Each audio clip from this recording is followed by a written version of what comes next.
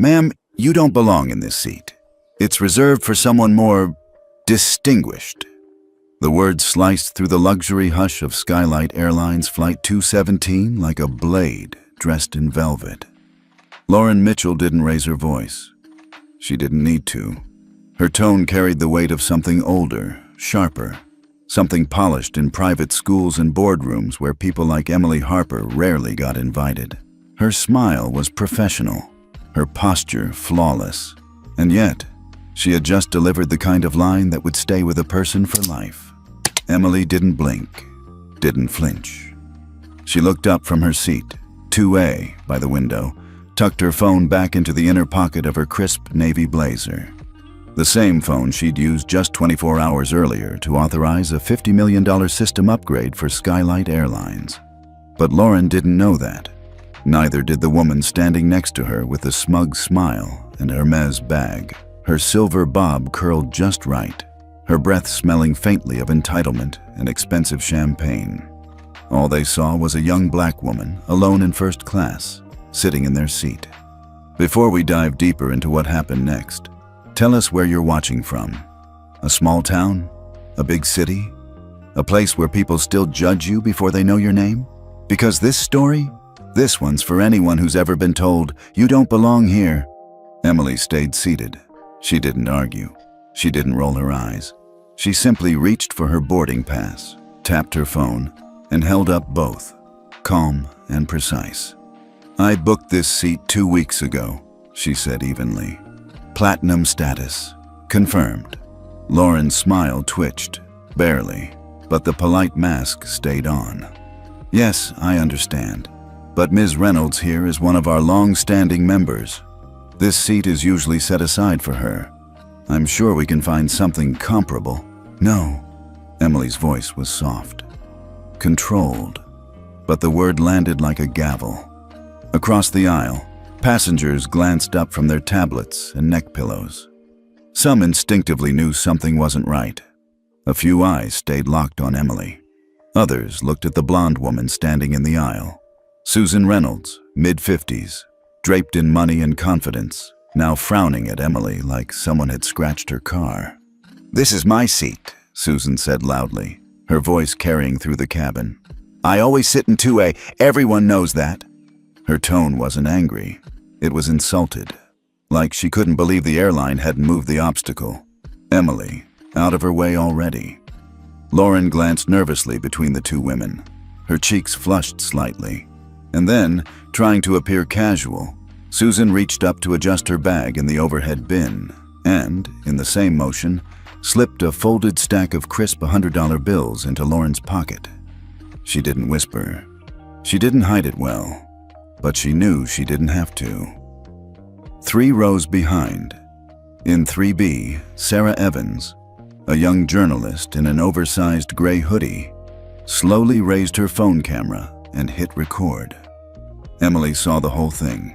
The bribe, the exchange of silent power. She didn't react, didn't raise her voice, but her hand drifted to her lap, her fingers sliding once across her phone screen, opening a secured folder marked Eva Core. She didn't press anything, not yet, but it was there, waiting. Lauren cleared her throat and said, "Let me get my supervisor." Minutes later, Michael Carter appeared, first-class supervisor, maybe late 40s, square-jawed and stiff-backed, like a retired Marine who'd traded boots for neckties. He didn't smile. "Ma'am," he said to Emily, "we've had a seating error. This seat was meant for one of our preferred priority passengers. I'm going to have to ask you to cooperate." Emily looked up at him. "I am a preferred passenger." Her voice never rose. "You can scan the barcode yourself. Platinum status. This is my assigned seat." Michael didn't blink. He leaned in slightly, lowered his voice just enough for only her, and maybe Sarah's microphone, to hear. "Don't make this difficult, Ms. Harper. We can make this flight very unpleasant if you don't comply." The threat was soft, polished, delivered with the same corporate smoothness as the wine list. The silence that followed was louder than any argument. Emily sat still, unmoving, unshaken. Then she looked out the window again. Her expression didn't change, but her thumb hovered over a silver icon on her screen. EVA Core, Ethical Violation Assessment, a system she had architected, she had authorized, and she had the final override key. Lauren didn't know. Michael didn't know. Susan, still standing smugly, champagne in hand, especially didn't know. To them, she was just another woman in the wrong seat. But the truth? They were sitting on a powder keg, and Emily Harper was holding the match. By the time Michael Carter stepped away from seat 2A, the cabin was no longer silent. The air had changed, thicker now. You could feel it in the way people shifted in their seats, leaned into the aisle, adjusted their armrests, not because they needed space, but because they needed to see. And they were watching everything. Row 4A, middle-aged man in a blazer, nudged his wife. She showed her card, platinum. What more do they want? Row 5C, an older black woman in pearls, clutched her handbag and whispered, "This ain't about the seat." In 3B, Sarah Evans kept recording. She'd been quiet, almost invisible until now. But she knew a story when it was unfolding in front of her, and this one had all the markings of something big. A wealthy white passenger acting like she owned the cabin. A black woman being told, without anyone using the actual words, that she didn't belong. A bribe, a threat, a refusal to move, and cameras everywhere. Lauren Mitchell tried to carry on like nothing was happening. She offered a polite smile to the man in 1C, asked if he wanted orange juice or sparkling water, but her hands trembled slightly. Her voice had that tightness, like someone clenching their jaw behind every syllable. And in her pocket, a small, folded envelope, $500 in crisp bills. Still warm from Susan Reynolds's perfectly manicured fingers, it burned like it knew it didn't belong there. Lauren glanced back toward 2A. Emily hadn't moved.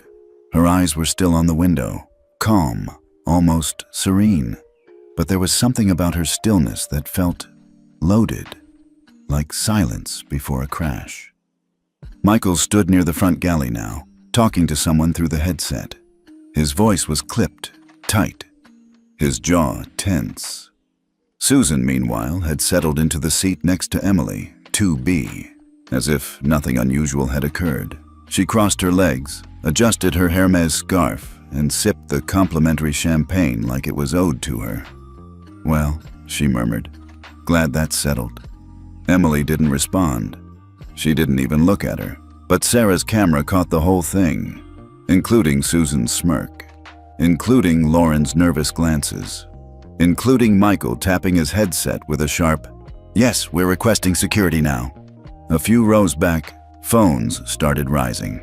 This wasn't 2010. This was 2025, and everyone knew the rules had changed. When Injustice walked into first class, people filmed. Especially when it looked like something they'd seen before, but hoped they wouldn't see again. Emily finally moved. She took a slow breath, and then, very calmly, she turned to the man across the aisle and asked, "Would you mind passing me a napkin?"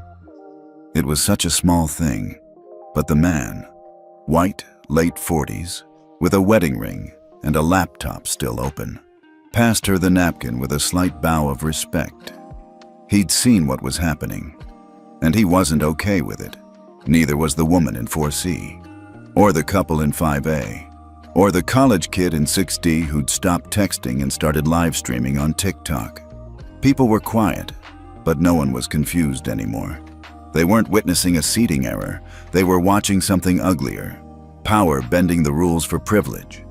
And then, security boarded the plane.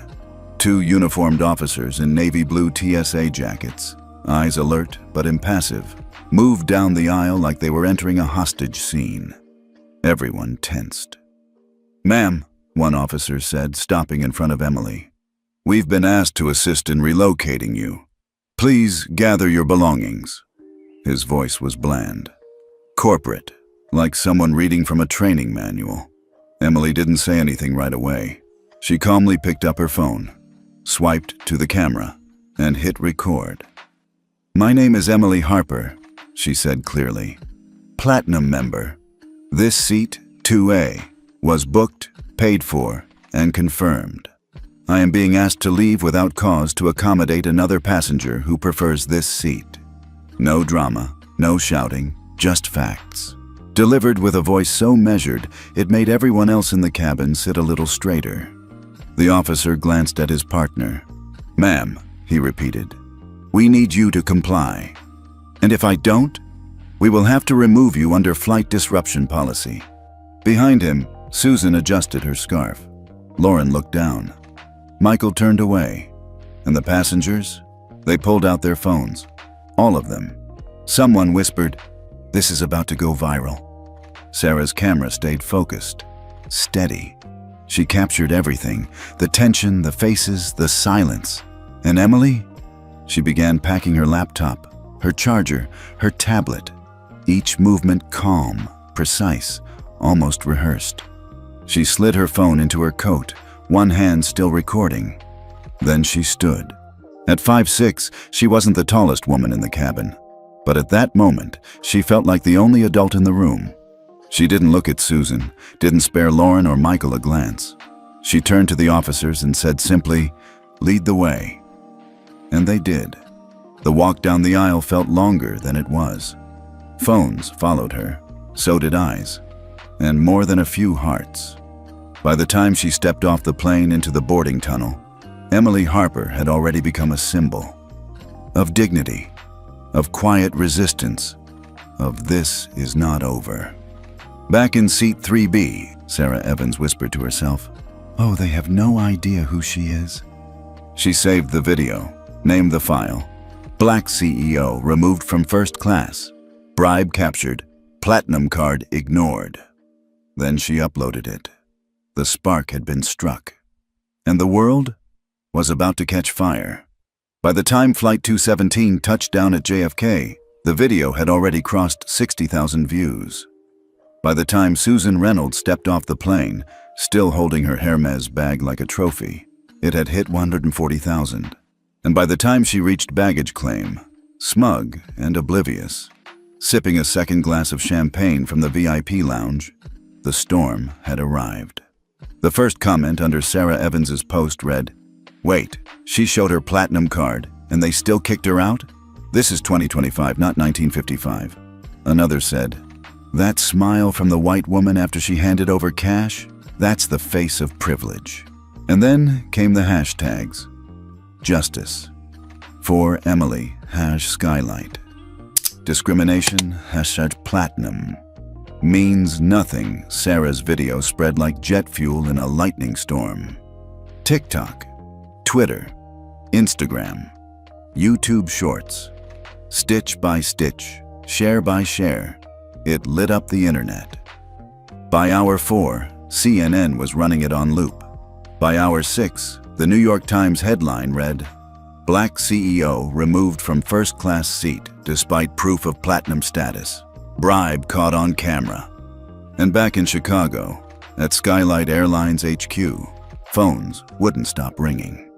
Inside the 50th floor boardroom overlooking Lake Michigan, CEO Robert Thompson stood frozen in front of the wall-sized TV.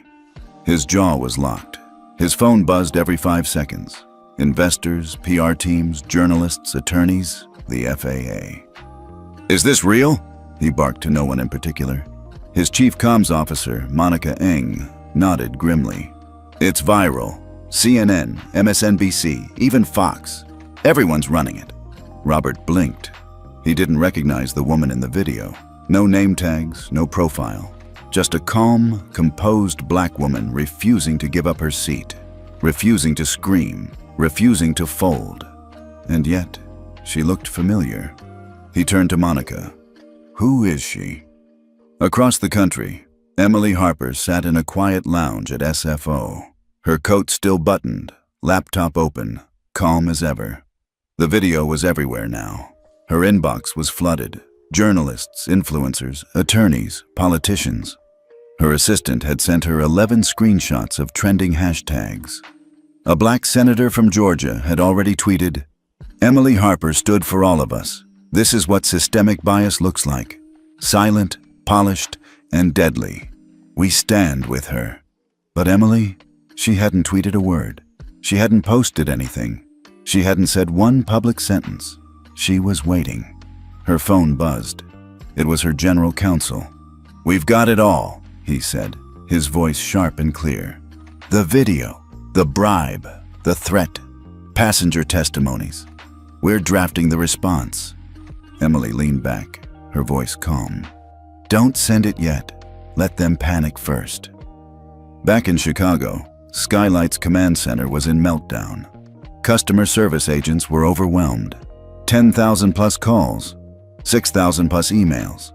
Platinum members canceling memberships, ESG funds threatening to freeze contracts, airport partners asking for emergency meetings, and the board?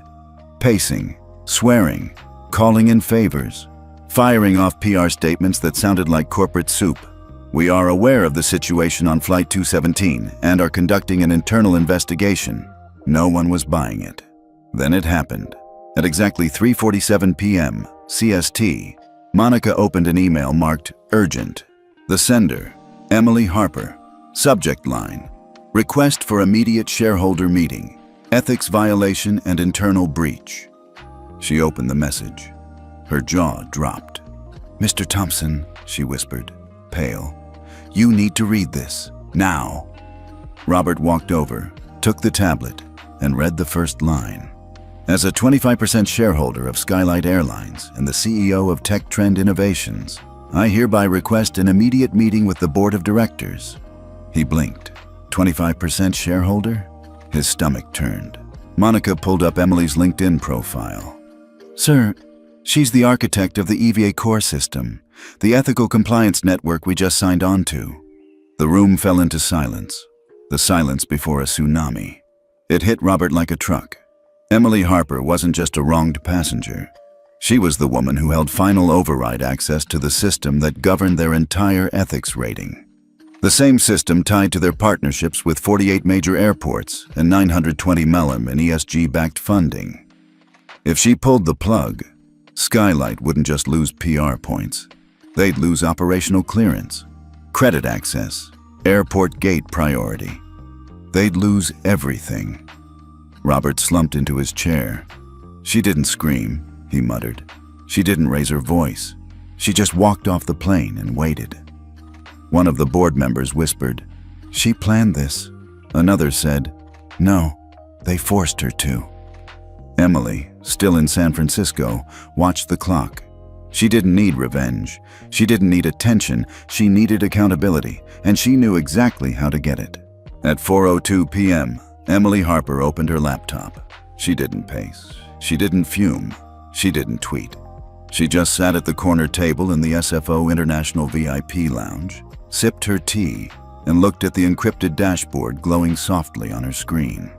EVA Core, Central Override Console. A system she had helped design. A system that now powered 48 federal airports, 5 ESG fund networks, and 3 international aviation compliance councils. For years, the system had been used to flag ethical violations quietly, a back-end network that ran silently beneath airport terminals, funding structures, and airline approval protocols. Until today, Emily had never used her final override key. Today was different. She looked down at the still image frozen on screen. Lauren Mitchell slipping the cash into her coat pocket. Susan Reynolds smirking in seat 2B. Michael Carter, stiff and smug, issuing the warning, "We can make your flight very unpleasant." Emily blinked once and clicked EVA, Black Flag Protocol, Initiate. A small pop-up appeared. "This action will flag Skylight Airlines as non-compliant. Proceed? This will affect access to participating airports and ESG-backed funding."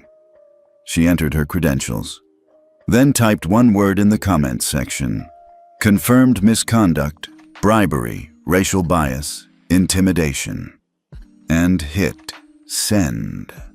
10 seconds later, in Chicago, a red alert blinked on Skylight Airlines operations dashboard. Then another, and another. In quick succession, 5 of the country's biggest airports issued notifications. JFK suspended landing and gate access for Skylight Airlines. LAX revoked night slot privileges pending compliance audit. ATL blocked ground support services effective immediately. ORD and DFW placed Skylight under ethics non-compliance review, all within 3 minutes. In the boardroom at Skylight HQ, the first person to notice was the VP of Operations. He stood up mid-sentence. Sir, JFK just dropped our gate slots." Robert Thompson blinked. "What?" "And LAX is flagging us for full review. DFW too." Phones buzzed. Alerts popped up like dominoes. Someone at the far end of the table gasped. "The system. EVA Core just downgraded our ethics rating to non-compliant. Our ESG partners will see this now." Robert stood still, his face pale. What triggered it? No one spoke. Then Monica, the comms officer, looked down at her screen and exhaled sharply.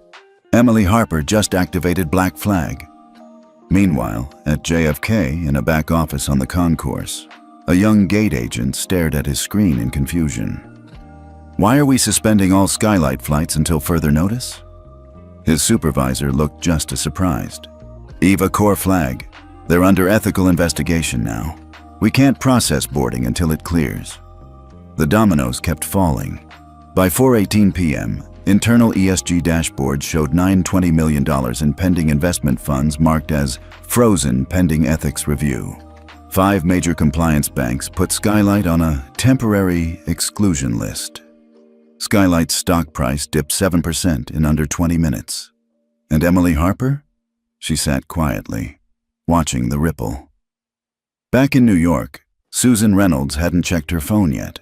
She was too busy complaining about the line at baggage claim. "I don't understand why there's no priority lane for platinum travelers," she huffed, dragging her Louis Vuitton roller. Meanwhile, a teenage girl nearby whispered to her mom, "That's the lady from the plane, right? The one who paid to steal the seat?" Susan glanced over, unaware of the meme already going viral. Airline Susan. The face of quiet corruption. At 4:27 p.m., Skylight Airlines CEO stood in the center of the boardroom. "Caller." Everyone stared. "Who?" "Emily Harper." No one moved.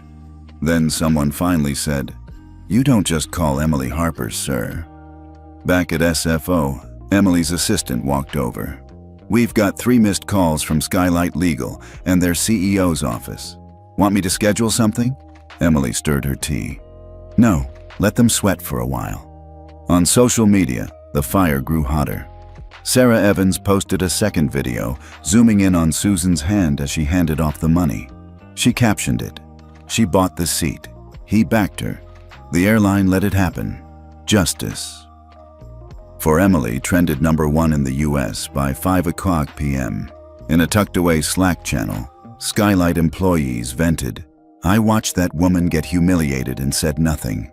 I'll never forgive myself." How do we keep talking about customer service when this is what happens in first class?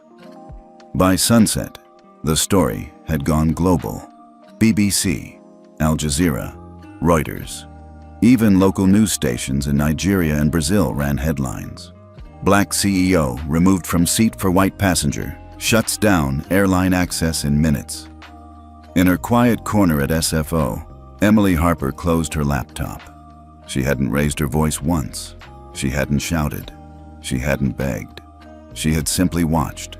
And when the system refused to protect her, she reminded the system who built it.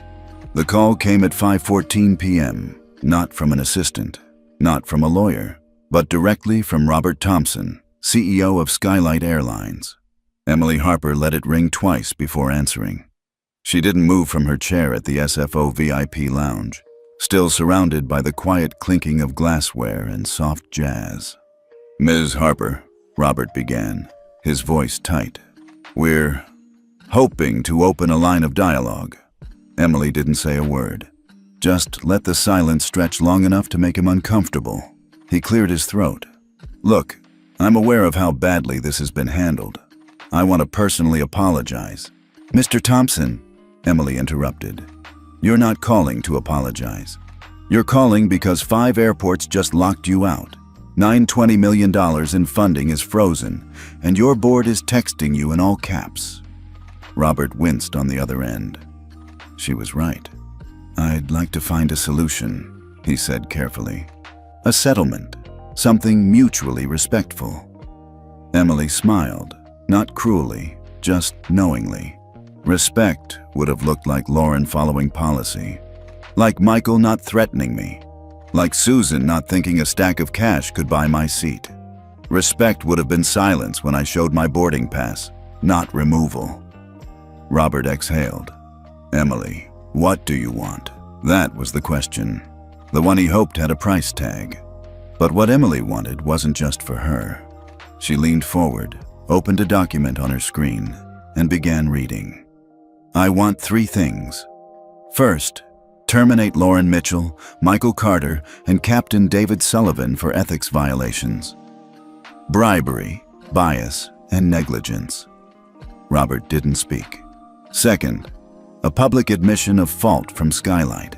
Not a PR-crafted, we're looking into it line. A real statement acknowledging racial discrimination and corporate misconduct. Still, no response. Third, immediate implementation of the Passenger Equity Protocol, the standards for ethics and bias training we submitted in your last board proposal. You rejected it 6 months ago. Now Robert spoke. Emily, the optics of firing a 10-year flight attendant and a 30-year captain are your problem, she said flatly, not mine. I can offer you a board seat, he said, or a formal partnership to help guide. No, just that one word, quiet but solid. This isn't about access, she continued. It's about accountability, and this time, it's non-negotiable. Halfway across the country, in Skylight's headquarters in Chicago, the boardroom had gone silent. Monica Eng, head of communications, had patched Emily's call into the room so the entire board could hear. And now they all sat there, executives in polished suits, staring at their screens, watching the company unravel from one woman's quiet refusal. One board member muttered, "We underestimated her." Another replied, "We tried to erase her, and she owns 25% of the damn company." Back at SFO, Emily gave them one last sentence. "You have until 4:00 p.m. tomorrow to comply. If you don't, I'll divest my shares and terminate Tech Trend's $50 million contract. I'll also release full internal documentation to the press, including proof of systemic misconduct in your hiring and passenger treatment history." "Ms. Harper, please," Robert tried. "This call is being recorded," Emily said calmly, "and I suggest you prepare your lawyers before 4:00. Click. Within 10 minutes, Skylight's boardroom was in chaos. "We can't fire a decorated captain. We can't afford to lose her either. She holds the EVA override key. If she blacklists us, no airport touches us for years. The investors are already spooked. If she divests, we tank. What if we offer a quiet resignation package? Keep them out of the media. That won't work. She wants it public." Meanwhile, social media kept rising like a tidal wave, now trending globally. Justice for Emily had passenger equity. Airline. Susan hashed Skylight cover-up. Even major media anchors had chimed in. On MSNBC, she didn't shout, she didn't throw a fit, she held the system to account. On CNN, Skylight's future may depend on whether it can admit the truth, loudly. And on TikTok, Sarah Evans's second video, zooming in on the money exchange, hit 9.3 million views. Emily hadn't posted anything. Her silence spoke louder than any statement, because everyone knew she wasn't sitting still. She was giving them rope and waiting to see what they'd do with it. In Chicago, Robert stared at the giant screen in front of him. The clock in the corner blinked, 5:59 p.m. One of his board members finally broke the silence. "We either fire 3 people or lose the company," someone else added quietly. "She already won. The question is whether we survive her terms or ignore them and burn." Emily leaned back in her chair, watching the sun dip through the tall windows of the terminal. She'd given them the chance, not just to apologize, but to evolve. And if they couldn't, she'd burn down the old system and build something better in its place, with or without them. The clock struck 3:58 p.m., Chicago time. Inside Skylight Airlines' glass-walled boardroom, the air was dead still. Half-drunk cups of coffee sat untouched. A spreadsheet blinked on the projection screen. Skylight's share price, down 11.2% since that morning. No one spoke. At 4:00 p.m. sharp, Monica Eng, VP of Communications, hit publish. She didn't even look at Robert Thompson, the CEO. She just clicked the blue button and said quietly, "It's done." Across the world, devices pinged. Passengers, investors, journalists, gate agents, frequent flyers, everyone who had watched the video, everyone who had waited to see if Skylight would pretend nothing happened. Now, they had their answer. Official statement from Skylight Airlines. Following an urgent internal investigation, Skylight Airlines has confirmed multiple violations of ethical conduct and passenger treatment policy on Flight 217 from San Francisco to New York. Effective immediately, the following individuals have been terminated: Lauren Mitchell, lead flight attendant; Michael Carter, first-class cabin supervisor; Captain David Sullivan, Flight Commander. Skylight Airlines acknowledges the unacceptable actions taken against Ms. Emily Harper, a confirmed platinum passenger, and condemns the acts of racial bias, bribery, and abuse of authority captured in public footage. In addition, Skylight Airlines has formally adopted the Passenger Equity Protocol, developed by Tech Trend Innovations, to serve as a new industry standard for ethics, anti-bias training, and accountability. We apologize to Ms. Harper and to every passenger who expects dignity, fairness, and respect while in our care. This is our reckoning, and this is only the beginning. The response? Immediate. Massive. Twitter broke. #Justice for Emily hit 11 million mentions. Passenger equity now exploded across Instagram. Major YouTubers posted live reaction videos. TikTokers created split screens of Susan Reynolds smirking next to the headline, "Entire crew terminated. Airline accepts full responsibility." CNN brought on ethics experts. MSNBC ran a 2-hour segment, "How One Woman Brought an Airline to Its Knees Without Raising Her Voice." But the most surprising part? Emily Harper said nothing. Not on Twitter, not on LinkedIn, not even through a spokesperson. She didn't post a victory speech, because this wasn't about that. In the crew lounge at JFK, Lauren Mitchell sat alone, still in uniform, her badge clipped to her shirt, even though she was no longer employed. The TV on the wall played the press conference on loop. Lauren watched herself in the viral clip, accepting the cash, glancing at Susan, ignoring Emily's boarding pass. She looked smaller on screen, meaner. Her phone buzzed again. This time, it was her younger sister. "What did you do?" the text read. Lauren had no answer. Michael Carter, back in his condo in Chicago, watched the news in silence. He'd spent 20 years working his way up through the airline. He thought he understood priority. He thought compliance meant obedience. But now, his name was plastered across every major outlet in America.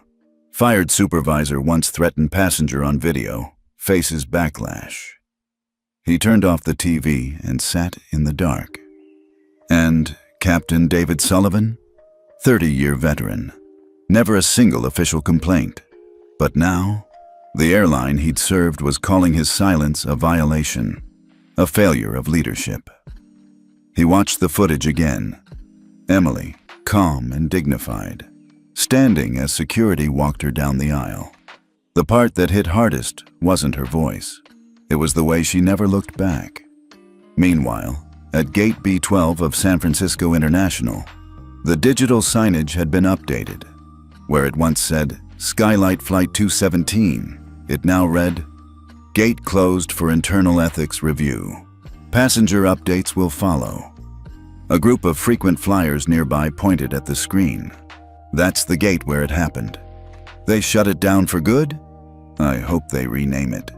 Someone said quietly, they should call it Harper Gate. Back in the lounge, Emily sat in the same chair. She'd been there for most of the day. Quiet, focused. Her phone vibrated again. An email this time. Subject, we've complied. From Skylight Legal Attachments, Official Termination Memos, Press Statement, Signed Passenger Equity Protocol. She didn't smile. She didn't gloat. She simply forwarded it to her legal team and typed, Phase 1 complete. Begin second chance program structure. Because this wasn't about punishing 3 people. This was about rebuilding everything around them. Across the country, news anchors marveled at her silence. She hasn't spoken once since the video dropped. She didn't have to. The world saw. This may be the first time in history that a corporation fell on its knees because one woman refused to stand up from her seat. And still, Emily didn't speak. Not yet. She wasn't done. This wasn't just justice.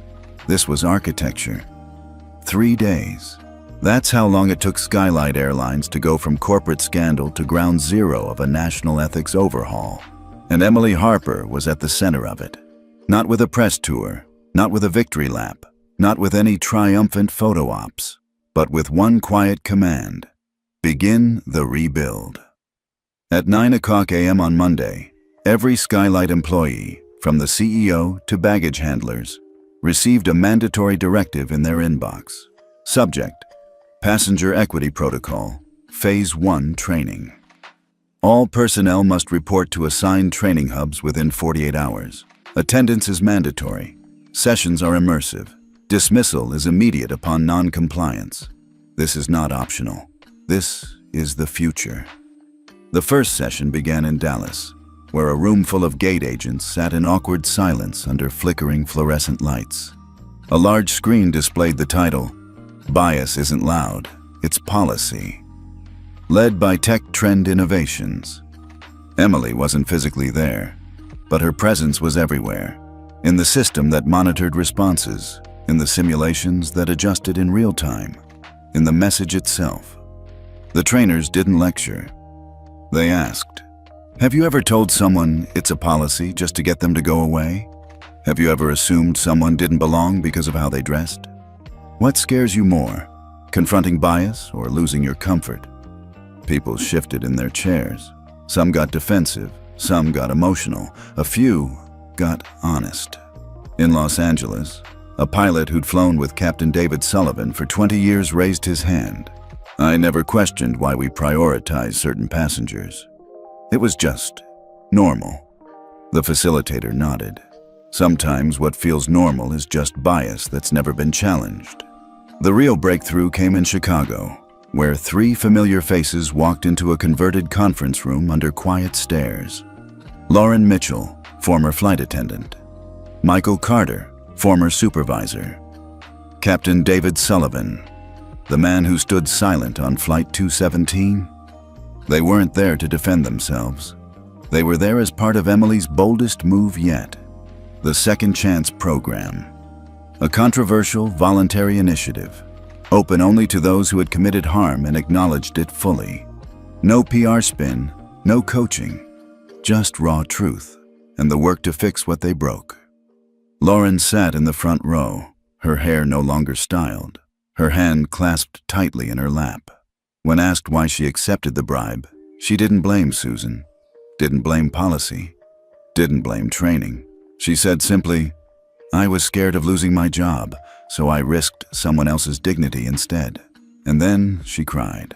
Not performative tears, real ones. Michael, stiff as ever, took longer to speak.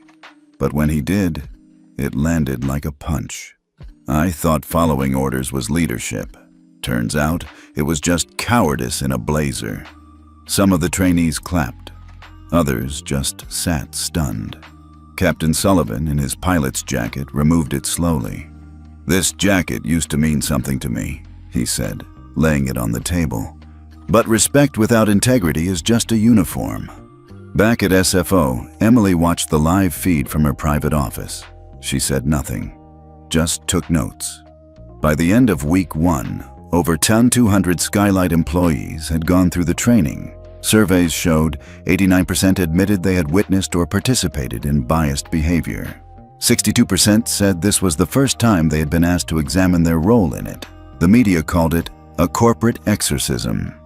The first real accountability in aviation. Not just a workshop, an awakening. But Emily wasn't done. She rolled out phase 2. Third-party oversight, transparent reporting portals, leadership recertification based on Passenger Equity Index, and, most boldly, she announced that the Second Chance program would expand beyond Skylight.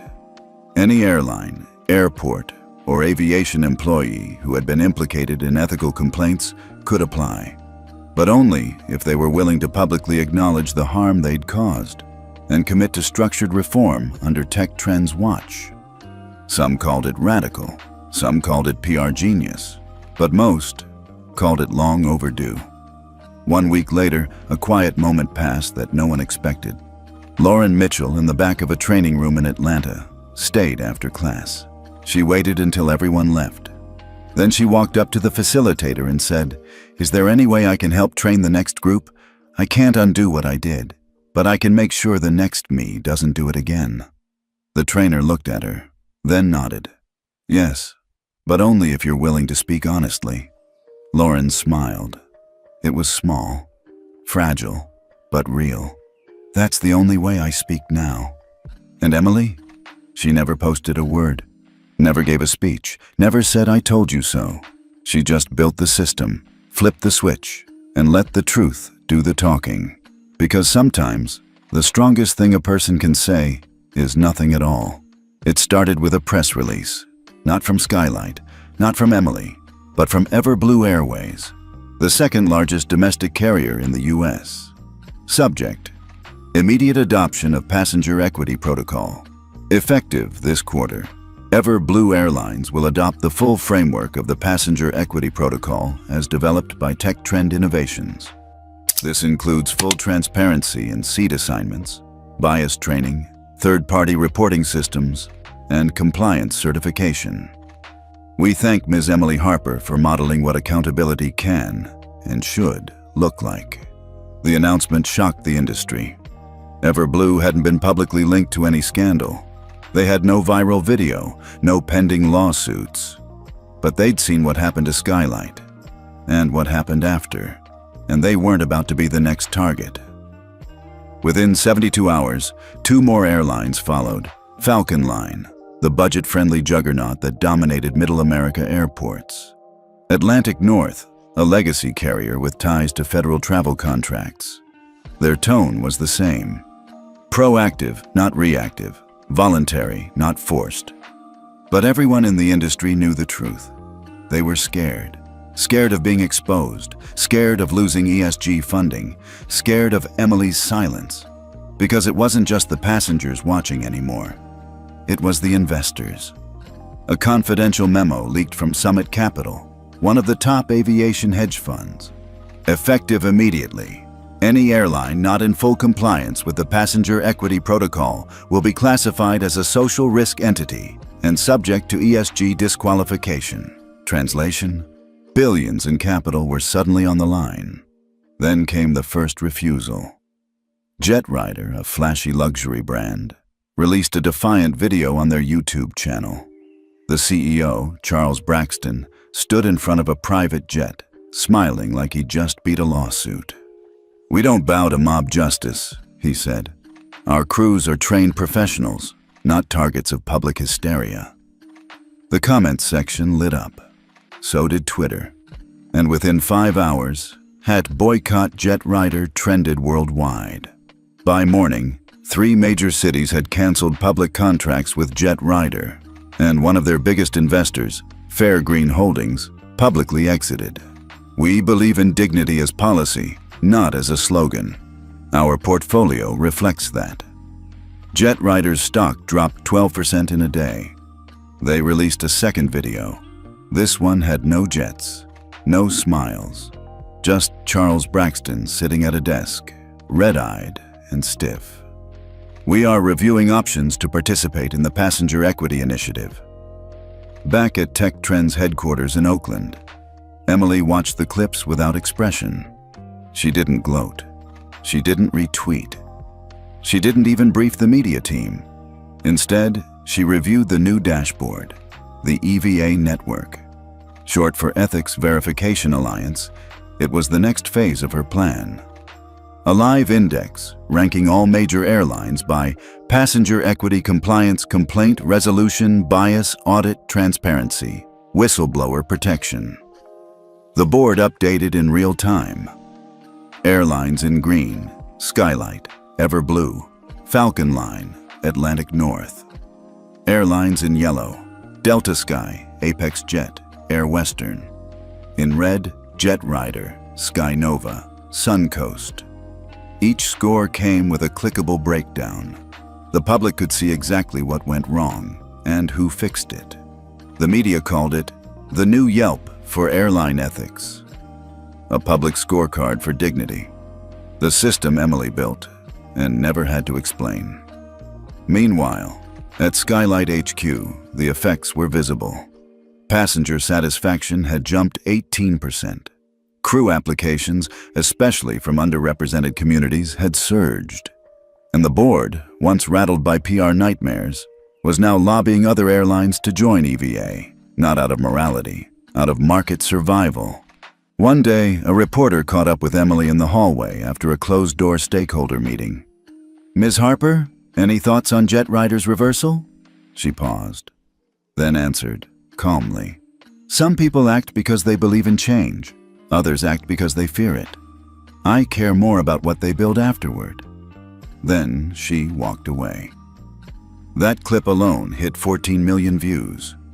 In a small airport cafe in Denver, a barista looked up from her phone and said to a customer, "You see what Emily Harper's doing?" The man nodded. "She didn't burn the system down. She made it rebuild itself." And in the background, still, always, Emily's silence worked louder than outrage ever could. She never threatened, never raised her voice, never made herself the headline. She just wrote the rules, handed everyone the pen, and waited to see who signed. For weeks, the EVA system had grown stronger. Emily never campaigned. She never sold it. She just let results speak louder than sound bites. But not everyone liked what EVA stood for. And one airline, in particular, was about to make their move. Sky Nova Airlines. They'd stayed quiet when Jet Rider collapsed. They'd ignored investor pressure. They even blocked ESG inquiries. Internally, executives mocked EVA as a techno-moral fever dream. But behind closed doors, they were scared.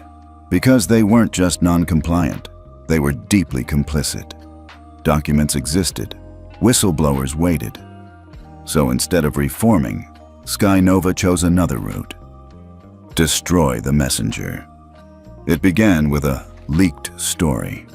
On a quiet Monday morning, a tabloid-style blog published an exposé, The Hidden Empire, how Emily Harper used her position to control the industry, alleging secret financial ties, questioning her company's algorithms, suggesting EVA unfairly punished white male-led airlines. The article went viral, not because people believed it, but because certain people wanted to. Within 48 hours, media outlets picked it up, panels debated it, and anonymous aviation insiders claimed they always suspected. And right on cue, a congressional subcommittee chair announced a hearing. "We must investigate whether EVA threatens competitive neutrality and constitutional protections in commerce." Emily didn't flinch. She didn't respond on Twitter. She didn't issue a statement. She canceled 0 meetings. But for the first time since the incident on Flight 217, she paused. Because the story wasn't random. It was strategic. Sky Nova had hired Perceptor Strategies, a DC-based political PR firm notorious for manufacturing grassroots outrage and planting stories in the guise of public concern. They had deep ties to conservative lobbyists, aviation unions, and defense contractors. And they didn't care about truth. They cared about optics. The new narrative? Emily Harper was too powerful. EVA was too controlling. And Skylight's dominance was borderline monopolistic. Some claimed she was building a social credit system. Others claimed she canceled employees without due process. Even former crew from Skylight were offered payment to claim emotional damage from training modules. Inside Tech Trend's boardroom, the tension thickened. Some executives wanted Emily to step back. Others begged her to go public, defend herself. "You have to speak up," her COO said. "They're painting you like a dictator." Emily stared at the EVA dashboard, where 5 more airlines had just joined. "I don't chase lies," she said quietly. "I let them collapse under their own weight." But she didn't stay passive. Not completely. That Thursday, without cameras, without press, without even an assistant, Emily flew to DC. She met behind closed doors with Senator Alma Browning, a quiet but powerful black legislator known for her civil rights advocacy. Browning had seen it all before. "They want to make you look angry," she said. "They want you loud, defensive, messy. Don't give them that." Emily nodded. "Then what do I give them?" Browning smiled. "Receipts." For the next 3 days, Emily worked silently with Browning's staff. She handed over logs, internal airline emails EVA flagged but never published. She showed aggregate complaint data filtered by race, gender, age, and disability. She revealed Skynova's internal memo from 6 months ago. Suppress DEI exposure until Harper model destabilizes. And the smoking gun? A Perceptor invoice, showing payment for crisis narrative development, dated 1 week before the false story dropped. Meanwhile, public support began to shift. People dug deeper, and they remembered. Emily wasn't a loud activist. She was the one who never said, "I told you so," when everyone else would have. Passengers began posting again. Videos of being denied seats, old photos from discriminatory encounters, stories of quietly watching people who didn't look like they belonged get targeted. But now, they added a hashtag #LetEvaStand. Then came the moment no one expected. During a televised committee hearing, a conservative senator tried to trap Senator Browning. "How can you endorse a private system like EVA? Where's the accountability?" Browning didn't flinch. She reached into a folder. "Where's the accountability?" she repeated. "It's right here." She placed Skynova's leaked internal memo on the table. Gasps filled the room. "This isn't about fairness," she said. "This is about fear, of change, of power shifting, of a black woman refusing to wait her turn." The room went silent. The next morning, Skynova stock fell 11%. Emily returned to Oakland quietly. No press, no applause. Her inbox had over 2,000 messages, but she didn't check them. Instead, she walked into the EVA operations room, pulled up the live feed from Atlanta, and watched a new training cohort begin. Then she asked the room, "How many airlines are left in red?" A staffer answered, "Just 2, Skynova and Suncoast." Emily nodded once. "Let's make it 1. That night, a message appeared on Skylight's homepage. Just 10 words. No logo, no spin. Truth doesn't need volume. It just needs time. EH. There was no press conference, no dramatic countdown, no leaked hints. It began the way real power often does, with a quiet signature behind closed doors. On a foggy Monday morning in Washington, D.C., the Federal Aviation Administration, FAA, issued a new bulletin. The language was clean, clinical, bureaucratic, but the impact was anything but. Subject: Implementation of Ethics Verification Alliance, EVA, Protocol. In partnership with Tech Trend Innovations, The FAA will begin a phased integration of the EVA protocol as a mandatory compliance standard for all commercial passenger airlines operating within and from the United States. Full adoption required by July 1st, 20XX. Failure to meet EVA compliance by deadline will result in suspended operational clearance, loss of federal road access, and ESG funding ineligibility.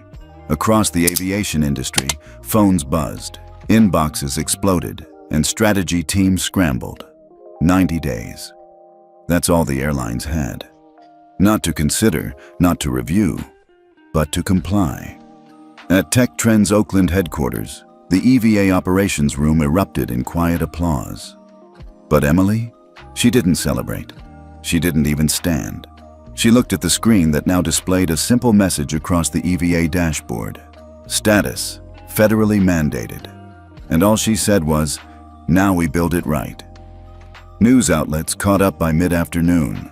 CNN, Bloomberg, and NPR ran headlines like, "FAA and Tech Trend announce game changer for airline ethics." Emily Harper's EVA protocol goes federal.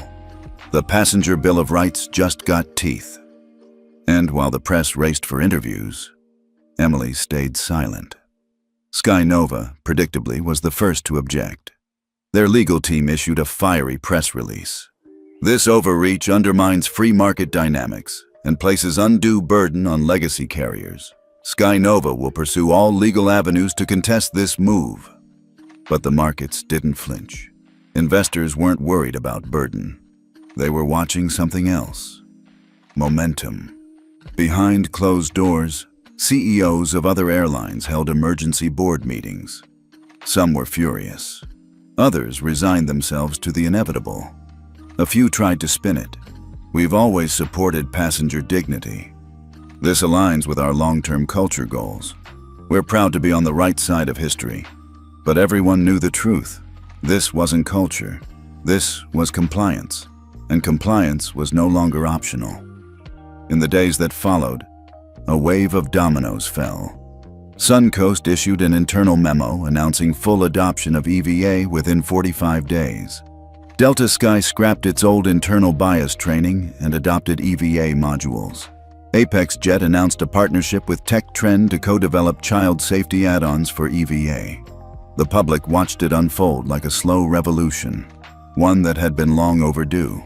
And Emily? She still said nothing. No press release, no media tour, not even a LinkedIn post.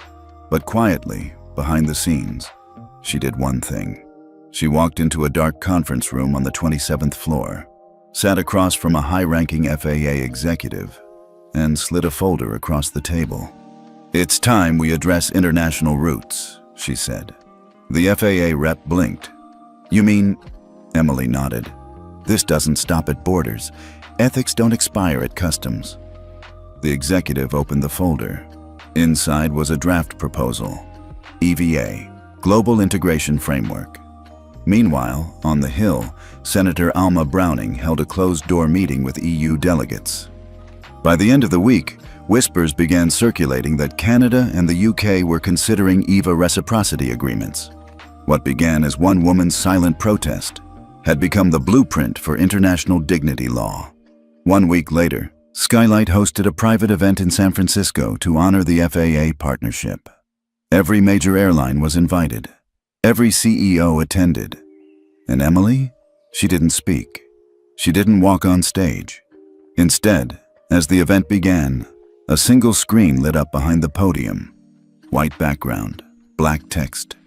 10 words. "Dignity is not a privilege, it is a precondition." Underneath, 2 initials. EH. The room fell silent. No one clapped. No one moved. Because for the first time, the industry knew. This wasn't just about reform. This was about reckoning. Back in Oakland, Emily stood by her window, looking out over the bay. Her assistant stepped in, holding a list. "Ma'am, these are the next 12 airlines requesting integration meetings." Emily nodded, then asked, almost softly, "Any from outside the US?" Her assistant smiled. "Singapore, London, Johannesburg." Emily turned back toward the window. No celebration, no self-congratulation, just a quiet breath, like someone finally putting down a weight they've carried for too long. Then let's begin again. Emily Harper woke that morning to a calendar reminder blinking insistently on her laptop. Board meeting, EVA commercialization strategy, 10 o'clock a.m. She sat up in bed for a long moment, letting the hum of Oakland streets drift through her open window. The smell of jasmine from the courtyard drifted up, oddly calming, as if the city itself was breathing encouragement. She closed her eyes and pictured the rows of dashboards in Tech Trend's operations center. Green lights for compliant airlines, yellow for those lagging, a glaring red dot wherever bias had sneaked through. EVA had been born out of a single moment of injustice.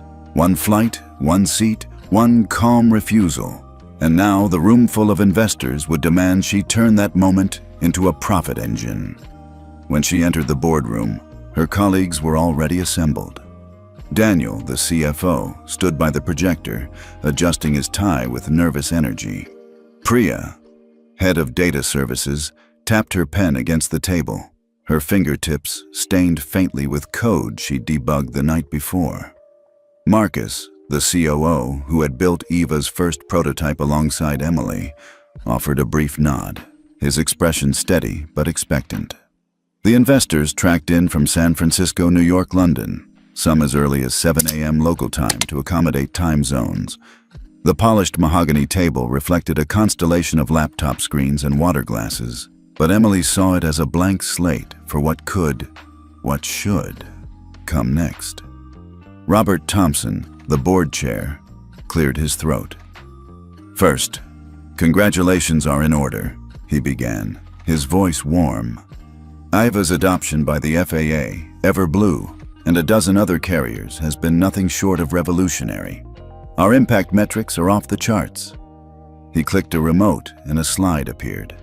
EVA 2.0, monetization roadmap. Bullet points rolled in. Enterprise subscriptions for airlines, premium data insight access for investors, six-figure consulting packages for bespoke implementations, and white label licensing for non-aviation sectors. Numbers glowed in blue. $85 million year one, $250 million year two. The CFO, Daniel, leaned forward with that familiar gleam in his eye.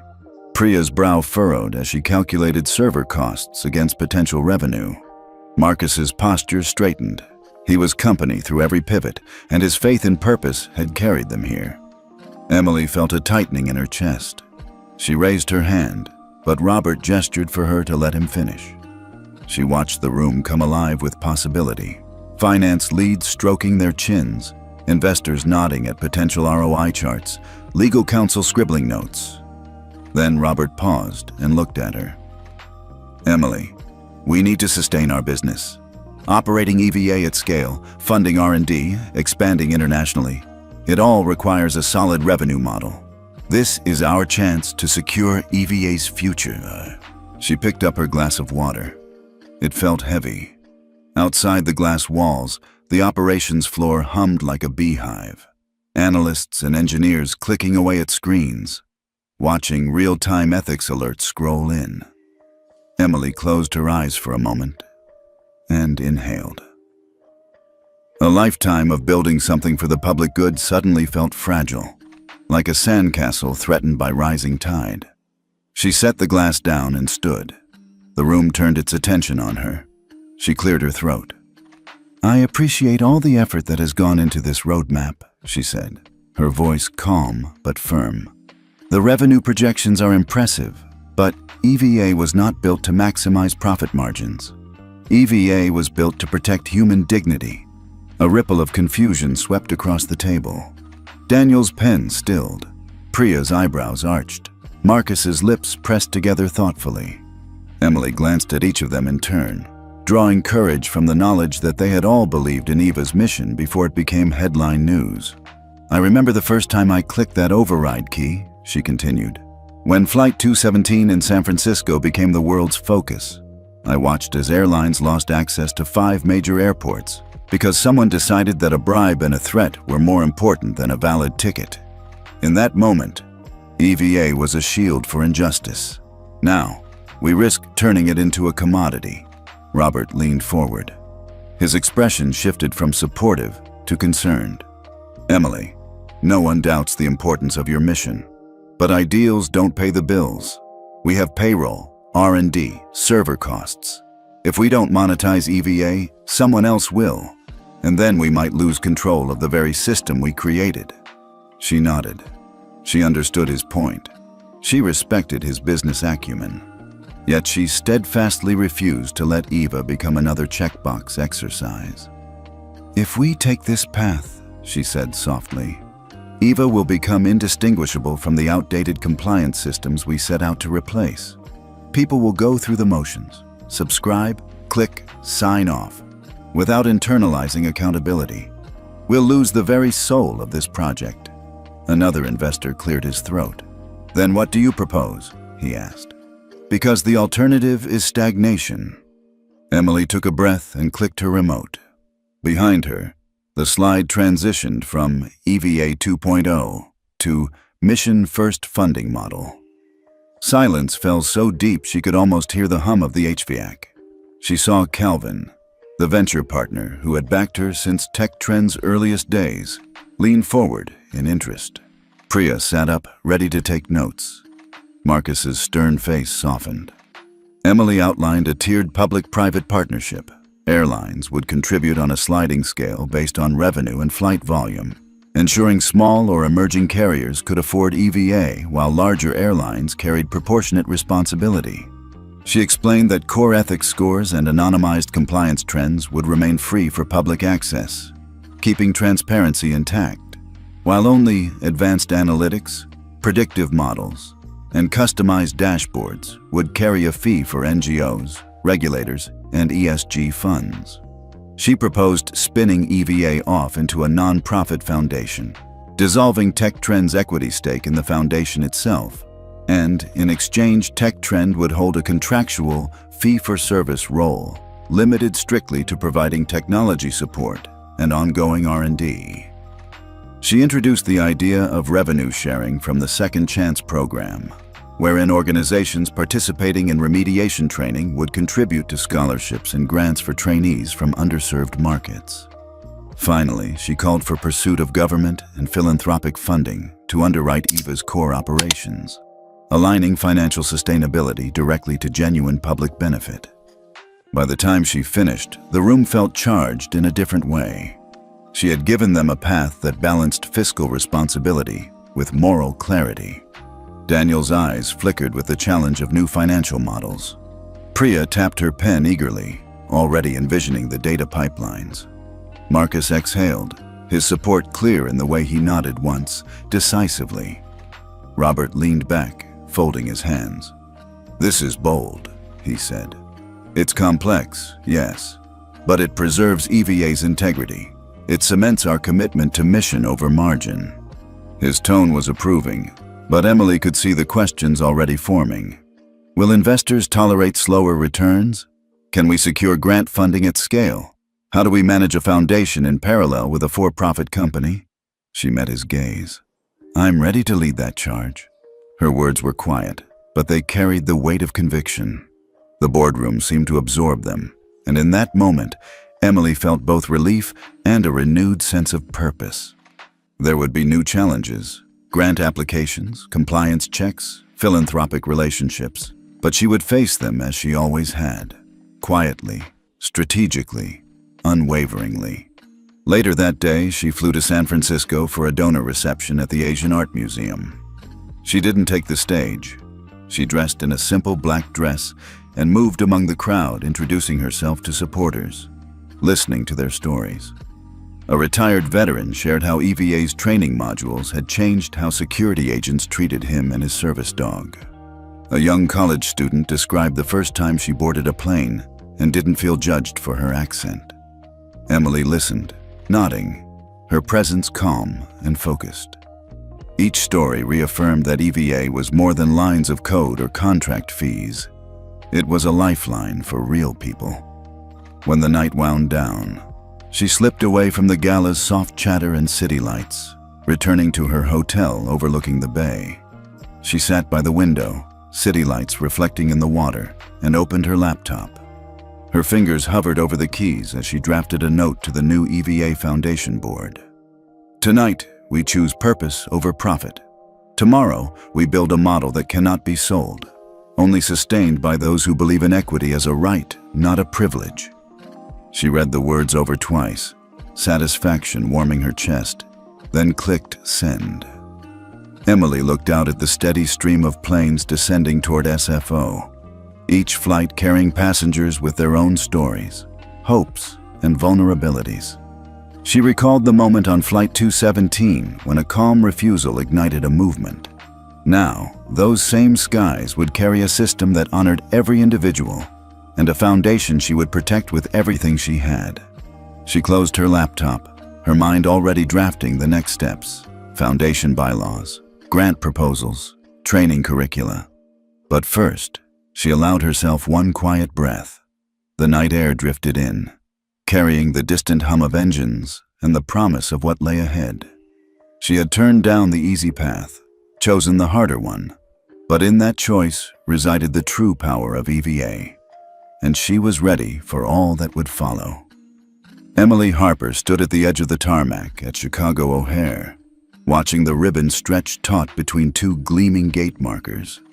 Behind her, a line of dignitaries and aviation leaders waited patiently. CEOs in tailored suits, civil rights activists in vibrant scarves, young trainees from the Second Chance program beaming with pride. Today was the one-year anniversary of the EVA protocol's federal mandate, and Skylight Airlines had named this very gate Harper Gate in her honor. A breeze lifted her dark curls and carried the distant hum of arriving aircraft. Emily took a breath, savoring the moment she never sought but fully deserved. She remembered sitting in seat 2A on that fateful Flight 217, fingers trembling as she tapped her phone to record Injustice. Now, she watched passengers stream through the gate she'd helped reshape, entire systems humming with respect and equity. The MC's voice crackled over the PA. Please welcome the architect of the EVA protocol and founder of the EVA Foundation, Ms. Emily Harper.